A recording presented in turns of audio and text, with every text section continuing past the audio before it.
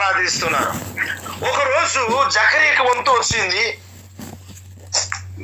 ఈ రోజుల్లో దేవుని ఆరాధనకి, దేవుని సన్నిధికి వెళ్ళి చక్కగా మనం దేవుని ఆరాధన చేస్తున్నాం. కానీ పాత నిబంధనలో ఆది అపోస్తుల సంఘాల్లో ప్రియమైన బిడ్డారా, దేవుని ఆరాధించాలంటే, పరిశుద్ధమైన స్థలంలో దేవుని వెళ్ళి ఆరాధించాలంటే యాజకుడు తప్ప, లేదంటే దేవుని ఆరాధించడానికి వెళ్ళేవారు మందిరానికి వెళ్తే ఒకరికి తాడు కట్టి లోపలికి పంపిస్తారనమాట. తాడు కట్టి లోపలికి వెళ్ళి ఆయనను దేవుని పూజించి బలి అర్పించి దేవుని ఆరాధించి తిరిగి వచ్చేవారు. ఒకవేళ వారు ఏమైనా పాపము చేస్తుంటే, దేవునికి ఇష్టం లేని పనులు చేస్తుంటే, ఏమండి తాడు కదలకుండా ఎక్కువసేపు అయితే ఆయన చనిపోయినాడని చెప్పి ఏం చేసేవారంటే ఆ తాడు పట్టుకొని బయట లాగేసేవారు. ఆ తర్వాత ఆయన శవం మాత్రమే బయటికి వచ్చేది. చూడండి, ఇంత నిష్ట కలిగిన రోజుల్లో ఎలిజబెత్, జకర్యా దేవుని క్రమము తప్పకుండా యాజక మర్యాద చొప్పున దేవుని సన్నిధిలో దేవుని ఆరాధన చేస్తున్నారు. విడువక మానక ప్రభు సన్నిధిలో వారు అనునిత్యము దేవుని సన్నిధిలో దేవుని స్తుతిస్తా ఉన్నారు. ఈ రోజుల్లో ఉన్న ప్రతి కుటుంబాలు మనం చూసినట్లయితే చూడండి, ఆ దినములలో అబ్యా తరగతిలో ఉన్న జకర్యా అనే ఒక యాజకుడు ఉండేను. అతని భార్య అహరోను కుమార్తెలు ఒకరితే, ఆమె పేరే ఎలిజబెత్. వీరు నిజంగా 80 సంవత్సరాలు పైబడి వీరికి ప్రియదేని బిడ్డగా పిల్లలు లేరు. అయినా కూడా దేవుని ఆరాధించే విషయంలో ఒక ఉపవాస ప్రార్థన వారు మానుకోలేదు. ఏమండి 24 గంటల ప్రార్థన వారు మానుకోలేదు. వారు ఎన్ని పనులు ఉన్నా, వారి బంధువుల దగ్గర ఎన్ని పనులు ఉన్నా, కూడా దేవుని ఆరాధించే విషయంలో వీరిద్దరు ప్రభు యొక్క సకలమైన ఆజ్ఞల చొప్పున, న్యాయ విధుల చొప్పున రాజులుగా నడుచుకొనుచు దేవుని దృష్టికి నీతిమంతులుగా ఉండేవి. నిజంగా ఈ కుటుంబం, ఇలాంటి కుటుంబాలు ఈరోజు మన కుటుంబాల్లో ఉన్నాయా? మనకు ఒక మాట చెప్పాలంటే మనం ఏమని చెప్పుకుంటామంటే, భార్య భర్తలైనా సరే పిల్లలు కలగకపోతే నీ వల్లనే పిల్లలు కలగలేదు అంటాం. భర్త అంటాడు నీ వల్లనే పిల్లలు కలగలేదని ఒకరికొకరు చెప్పుకొని మనసుని గాయపరిచే రోజులో ఉన్నప్పటికీ, ప్రియదేని బిడ్డారా, ఎలిజబెత్ జకర్యాని చూసి దాంపత్య జీవితం నేర్చుకోవాలి. దేవుని యందు వారు భయభక్తి కలిగి జీవించిన దాన్ని మనం చూపిస్తారు. అంతే మాత్రమే కాదు, ఎడతెగక ప్రార్థన చేస్తున్నట్టుగా మనకు చూపిస్తారు. అంతే మాత్రమే కాదు, ఏమండి కర్మము చొప్పున తప్పకుండా వారు దేవుని సన్నిధిలో మోకరించి ప్రార్థించేవారు. తప్పకుండా దేవుని ప్రార్థన చేయకుండా, ఆ రోజుల్లో ప్రార్థన చేస్తే, ఇప్పుడైతే మనం ప్రార్థన చేస్తున్న ప్రార్థన పొడిగా ఉంటుంది. ఆ రోజు ప్రార్థన చేస్తే ఆ ప్రార్థనకి దేవుడు డైరెక్ట్ గా ఒక దూతనో లేకపోతే దేవుడే వచ్చి ఆ ప్రార్థనకి జవాబు దొరికేదన్నమాట. దావీదు కూడా రోజు 7 మార్లు ప్రార్థన చేసేటప్పుడు, ఆయన రాజభోగంలో ఉన్నప్పుడు, ఆయన రాజుగా పరిపాలన చేస్తూ తన ప్రజలను పాలిస్తూనే కూడా సృష్టికర్త అయిన దేవుణ్ణి ప్రతిరోజు ఏమండి దావీదు దేవుడితో ప్రార్థన చేస్తున్నాడు. దేవుడు ఆయనతో మాట్లాడేంత వరకు, ఆ రాజ్యాన్ని శ్యామ సమాచారం తెలుసుకునే వరకు ఈ దావీదు ప్రతిరోజు దేవుడితో మాట్లాడేవాడు. దానియేలు మనం చూసినట్లయితే ఆయన ప్రార్థన చేస్తే ఆ దానియేలుతో కూడా దేవుడు వచ్చి ముఖాముఖంగా మాట్లాడేవాడు.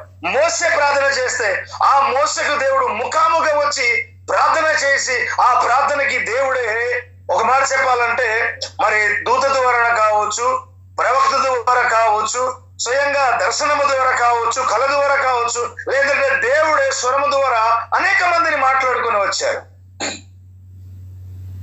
ఇక్కడ కూడా ప్రియదేని బిడ్డారా, జకర్యా తన కర్మము చొప్పున దేవుని ఆలయానికి వెళ్ళి ధూప వేదికలో ఆయన కుడి వైపు నిలిచి ఉండి, ధూప వేదికలో ఆయన వెళ్ళి దేవుని ఆరాధిస్తున్నప్పుడు ఆ జకర్యా అన్న చోట ఒక దూత దిగి వచ్చింది. దేవునికి స్తోత్రము. ఆ దూత దిగి వచ్చి ధూప సమయమందు ప్రజలు సమూహమంతయు వెలపల ప్రార్థన చేస్తుండగా ప్రభు దూత ధూప వేదిక కుడి వైపున నిలిచి అతనికి కనబడగా, జకర్యా అతన్ని చూసి తొందరపడిన వాడాయను. అప్పుడు దూత అతనితో, జకర్యా భయపడకుము, నీ ప్రార్థన ఎలిజబెత్తు నీకు ఒక కుమారుడిని కనును, అతనికి యోహాను పేరు పెడదువు. దేవునికి స్తోత్రం. హల్లెలూయా. ఈ మాటలు నిజంగా చదువుతున్నప్పుడు నిజంగా ఈ జక్కరియా ఎలిజబెత్తు వారు ఎక్కడ భార్య భర్తలు కూడా మనస్పర్ధలు పెట్టుకోలేదు, అయినా దేవుని స్తుతించారు. నిజంగా ఏమీ లేదు, కొదువలో ఉన్నారు, అయినా దేవుని విడివక క్రమము చెప్పుగా దేవుని సంధిలో మహిమపరిచారు. ఇలాగ దేవుని మహిమపరిచినప్పుడు అనేక మంది వీరు దేవుడు నమ్ముకున్నారట, వీరు ప్రార్థన చేస్తున్నారట, క్రమము చెప్పకుండా తప్పకుండా చర్చికి వెళ్తున్నారట.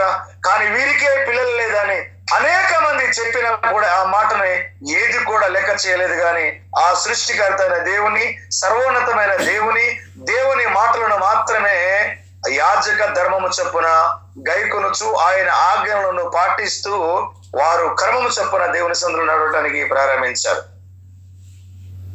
ఇలాగూ దేవుని సందులో నడవటానికి ప్రారంభించిన తర్వాత ఆకాశం నుంచి దూత దిగి వచ్చి, జక్కరియా నీవు భయపడవద్దు, ఇలాగే ప్రార్థన చేస్తున్నప్పుడు మరియమ్మకు కూడా గాబ్రియేలు దేవదూత వచ్చి తెలియజేస్తుంది. ఎలిజబెత్ కూడా గాబ్రియేలు దేవదూత వచ్చి తెలియజేస్తుంది. జక్కరియకు కూడా అదే దూత తెలియజేస్తుంది. యోసేపుకు కూడా అదే దూత తెలియజేస్తుంది. మీరు భయపడే అవసరము లేదు. మీరు వచ్చే సంవత్సరానికి ఈ వేళలో మీరు మీ ఇంటికి ఒక బిడ్డ పుడతాడు, ఆయనకు యోహాను అనే పేరు పెడతారు. అప్పటికే జక్కరియా ఆశ్చర్యపోయాడు. ఆ రోజులో అబ్రహాముతో దేవుడు కూడా అన్నాడు, నీ హృదయపం ముందు సారా నీకు ఒక కుమారుడు కంటది, ఆయనకి నీవు ఇసాకు అని పేరు పెట్టినప్పుడు అబ్రహాం ఎలాగైతే ఆశ్చర్యపోయాడో, ఇది ఎలా సాధ్యం అనుకున్నాడో అదే మాదిరిగా జక్కరియా కూడా అసలు మేము, నా భార్య వృద్ధురాలు కదా, నేను వృద్ధుడిని కదా, ముసలితనంలో మేము పిల్లల్ని ఎలా కనగలగమని అసలు వీరు నమ్మలేదండి. తగిన కాలంలో దేవుని కార్యం జరిగిస్తాడు. ప్రియదేవుని బిడ్డలారా, వీరిద్దరు దేవుడు నమ్మకపోయినా, ప్రియదేవుడు జక్కరియా దేవుడు నమ్మకపోయినా, నువ్వు నమ్మేంత వరకు ఈ రోజు నుంచి నువ్వు మూగవాడైపోతావు. మాటలు రాలేదు ప్రియదేవుని బిడ్డలారా. అందుకే మనము దేవుని క్రమము చెప్పకుండా దేవునికి ఆరాధన చేస్తే అటువంటి ఎన్ని సమస్యలను కూడా విడుదల పరచబడడానికి దేవుడు అవకాశాన్ని కలిగిస్తాడు. కనుక నిజంగా ఈరోజు దేవుని సన్నిధిలో దేవుని ఆరాధిస్తూ దేవుని నామానికి మహిమపరుస్తూ దేవునితో గడపడం ఇది ఒక చాలా అద్భుతం నాన్న. కనుక ఉదయం క్రమం తప్పకుండా దేవుని ఆరాధిస్తూ ఉంటున్నారు, సాయంకాలపు ప్రార్థనలు కూడా క్రమం తప్పకుండా దేవుని ఆరాధిస్తుంటున్నారు. కనుక మరి ఎలిజబెత్తుని జక్కరియాని దర్శించిన దేవుడు, ఎలిజబెత్తుని జక్కరియా ప్రార్థన విన్న దేవుడు, ప్రియదేవుని బిడ్డలారా కొర్నేలు ప్రార్థన విన్న దేవుడు, దానియేలు ప్రార్థన విన్న దేవుడు, సంసోను ప్రార్థన విన్న దేవుడు, ప్రియదేవుని బిడ్డలారా నెహెమియా ప్రార్థన విన్న దేవుడు ఈ రోజు నీ ప్రార్థన నా ప్రార్థన కూడా ఖచ్చితంగా వింటాడు. ఎప్పుడు వింటాడంటే నువ్వు క్రమము తప్పకుండా దేవుని సన్నిధానంలో ఎదుగుతున్నప్పుడే. ప్రియదేవుని బిడ్డలారా, కనుక ఎలిజబెత్తుకి దేవుడు దర్శించిన తర్వాత ఒక దినాన దేవుడు ఎలిజబెత్తుకు జక్కరియకు దేవుడు ఒక చక్కటి కుమారుడిని ఇస్తారు. చక్కటి కుమారుని ఇచ్చిన తర్వాత పేరు పెట్టే టైం దగ్గర వచ్చింది. పేరు పెట్టే సమయానికి ఈ యొక్క జక్కరియా బంధువులు, యాజకులు అంత మాత్రమే కాదు, వారు తెలిసిన వారు ఇప్పుడు జక్కరియాకి మరి లేక ఒక వారసుడు పుట్టాడు కనుక, లేక ఒక కుమారుడు పుట్టాడు కనుక ఇప్పుడు ఆయన ఏం పేరు పెడతాడు? వారి వంశంలో కలిగిన వారి పేరు పెడతాడా, లేదంటే ప్రియదేవుని బిడ్డలారా వారికి తెలిసిన వారి పేరు పెడతాడా, పూర్వీకుల వారి పేరు పెడతాడా, ఇప్పుడు కొత్త పేరు పెడతారని అందరూ వెయిట్ చేస్తా ఉంటున్నారు. ఆయన అంటూ ఉన్నాడు, ప్రియదేవుని బిడ్డలారా ఏమని అంటున్నారంటే, ప్రియదేవుని బిడ్డలారా లేదు ఇప్పుడు ఎలాగో మరి ఎలిజబెత్ జక్కరియా ఎలాగో మాటలు పడిపోయాయి గనక ఆయన మాట్లాడడానికి అవకాశం ఉండట్లేదు కనుక ఎలిజబెత్ దగ్గరికి వెళ్దామని చెప్తే ఎలిజబెత్ చెప్తుంది ఆయనకు యోహాను అని పేరు పెట్టండి అని చెప్పింది. ఆ తర్వాత ఇదిగో మీ బంధువులలో ఇటువంటి పేరు ఎవరి దగ్గరికి లేదు కదా, మీ యొక్క కుటుంబంలో ఈ పేరు ఎవరికి లేదు కదా, మీ తాత ముత్తాతల నుంచి కూడా మేము చూసుకుని వస్తున్నాం కదా, ఈ పేరు లేదు కదా, మరి ఈ పేరు ఎందుకు పెడుతున్నావు అంటే, లేదు మళ్ళా జక్కరియా దగ్గరికి వెళ్ళి అడుగుతామని ఎలిజబెత్ దగ్గర అయిపోయిన తర్వాత జక్కరియా దగ్గర ఈ యొక్క మాట తీసుకెళ్ళినప్పుడు ప్రియదేవుని బిడ్డలారా ఏమి చేస్తున్నానంటే ఆయన పలక తీసుకురండి అన్నాడు. దేవునికి స్తోత్రం కలుగును గాక. మీరు ఒక పలకని తీసుకురండి అన్నప్పుడు ఆ జకరియా దగ్గర ఒక పలకని తీసుకెళ్లి ఏమండి అక్కడ ఆయన రాసి చూపిస్తా ఉన్నాడు. ఆయన పేరు యోహాను. దేవునికి స్తోత్రము. దేవుని దూత చెప్పిన మాట, దేవుడు చెప్పిన మాట మన జకరియా మరి నమ్మలేదు కనుక ఏ పేరైతే దేవదూత చెప్పిందో ఆ పేరే రాశాడు. అప్పటి నుంచి ఆయనకి మాటలు వచ్చాయి. దేవునికి స్తోత్రము. కనుక ఈరోజు మనం కూడా దేవుని సన్నిధిలో క్రమము తప్పకుండా దేవుని ఆరాధించే విషయంలో ఇంకా ముందుకు సాగితే ఇంకా మంచిది. అంత మాత్రమే కాదు, ఈ గ్రూప్ కాల్లో కూడా చాలా మంది బిడ్డలు మరి లెఫ్ట్ అవ్వకుండా మరి చాలా మంది బిడ్డలు మరి ఆత్మీయంగా బలపడాలని. అంత మాత్రమే కాదు, క్రమం అనేది చాలా ముఖ్యమండి. క్రమశిక్షణ అన్నది చాలా ముఖ్యమనండి. ప్రార్థించేటప్పుడు కూడా నిజంగా మనకి ఏ అంశానికి అయితే ఇస్తారో ఆ అంశాన్ని బట్టి ప్రార్థించే క్రమం కూడా మనం నేర్చుకోవాలి.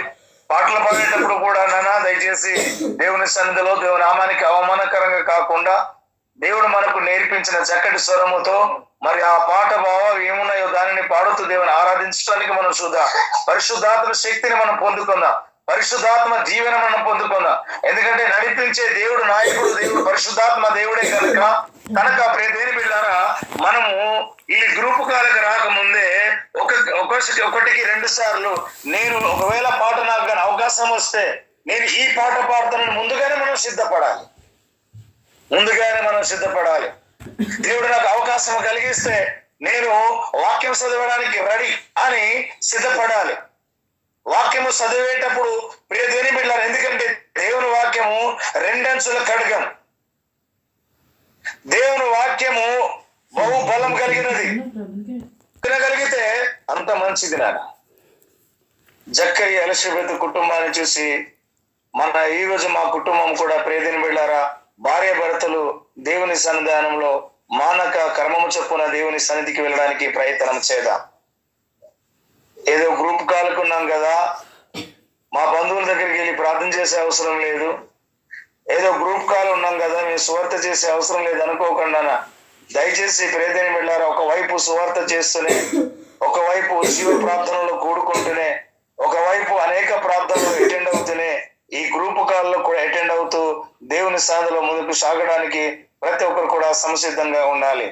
చూడండి ఇక్కడ ఎంత మంచి మాట ప్రియదేని బిడ్డలారా. ఈ కొండసీమన ప్రాంతంలో మరియమ్మ ఎలిజబెత్ ఇంటికి వెళ్ళినప్పుడట ప్రియదేని బిడ్డలారా, ఎలిజబెత్ మరియ వందన వచనం వినగానే ఎలిజబెత్ లో ఉన్న కుమారుడు గర్భములో గంతులు వేశాడు. దేవునికి స్తోత్రము. మనం గంతులు వేస్తూ ఆనందించే వారుగా ఉండాలి. దేవుని మాట విన్నప్పుడు మా చెవిని వచ్చినప్పుడు అది ఆనందంగా మనం తీసుకోవాలి కాబట్టి తన తల్లి గర్భమున పుట్టినది మొదలుకొని పరిశుద్ధాత్మతో నిండుకొనిన వాడై